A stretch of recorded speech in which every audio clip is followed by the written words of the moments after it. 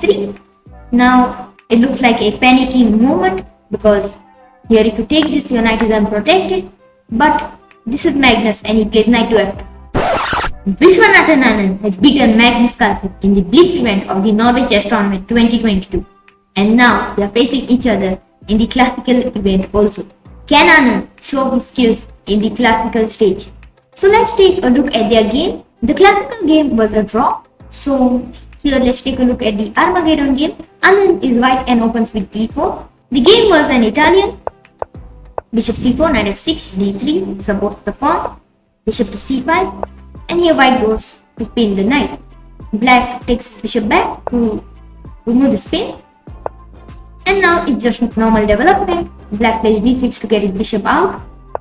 a4, castles a5. White advances his pawn maybe to break the structure. Here black decides to pin this knight. And now white cannot take his bishop back. So white plays h3 to remove this bishop. And if you go back, maybe there's g4 idea. So black decides to take and plays knight d4. Now attacks the pawn also. So the queen has to go back to defend it. And now here black gains a tempo. He plays c6 to control d5. Castles, and here black goes for b5. Now here an opposite would not be good because black would just take the pawn and then he would also have control of the open file. So white just takes his bishop back. Here black goes knight to e6 and is not worried about these double pawns because this light square bishop is very important. So white doesn't want to lose it and he goes back with his bishop. Here black plays a6. He just keeps his position solid. He just needs a draw. Queen f3, queen d7, knight e2 and black goes for d5. Now solid dead does not mean to just keep your pieces in your side. You have to also play active, otherwise white will start an attack. So he controls the center d5 and white goes for c3. He doesn't want black to have these two pawns in the center. So he goes for c3 to stop d4. Black plays bishop to c5. Now white trades the center pawns because here he has d4. So now the pawns cannot advance further. Black can play e4 which was played in the game. White moves queen to e3 and black's knight sits on d3. It looks very powerful there. It looks kind of trapped also at the same time. But let's see what happens. Queen d2 defends the pawn. Rook a8, f3. Now it looks like a panicking moment because here if you take this, your knight is unprotected. But this is Magnus and he plays knight to f2 with an idea of with whatever he takes. Let's say he takes it with the king, there's e3, and if he takes it with the rook, there's again e3. So you lose one of the pieces. So Anand takes f into e4 and black takes knight 2 into e4. So now he has an active knight on e4, queen d3, queen d6, rook f3. Now white has to win this back, so he's looking forward for an attack. He gets his two rooks in the game, plays g4, knight goes back again, knight f4, knight g5.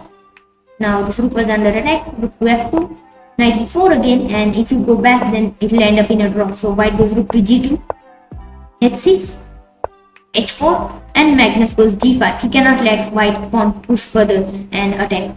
g5, h takes g5, h takes g5, knight to h3, king g7, rook f5 and black plays rook to h8, which is a good move. You give up this pawn but you cannot do anything much. Your d5 pawn is under attack, so you cannot move your knight back also. This pawn is weak.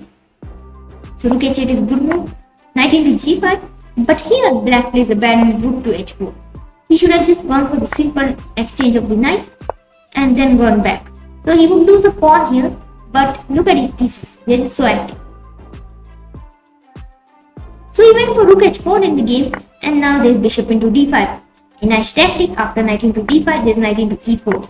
So this eliminates the defender.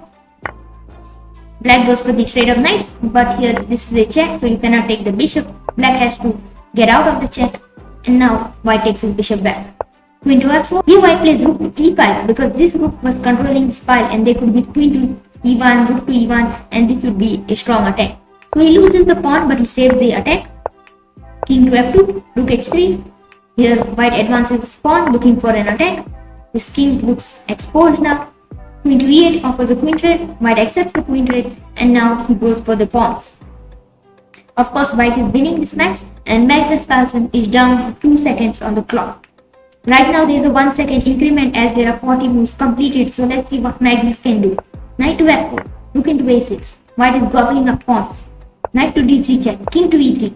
Here black can take his pawn, but he sees that there is knight to e5 and his bishop is going to be captured. If you go rook f6 to defend it, there is knight to g4 and you win the rook. But here you have to see another tactic for white. Can you spot the move? Yes, it is the fork rook to e6, attacking the king and knight, and Magnus Carlsen resigns. Anand wins this match and now leads the tournament by half a point. Now you will say, why only half a point? Because if you win in the classical stage, then only you get the full 3 points. Otherwise you get 1.5 points, and Magnus Carlsen will get 1 point as he lost in the Armageddon stage. So I hope you enjoyed this video. This is Edrick Vaz Chess. Thanks for watching and I will see you in my next video.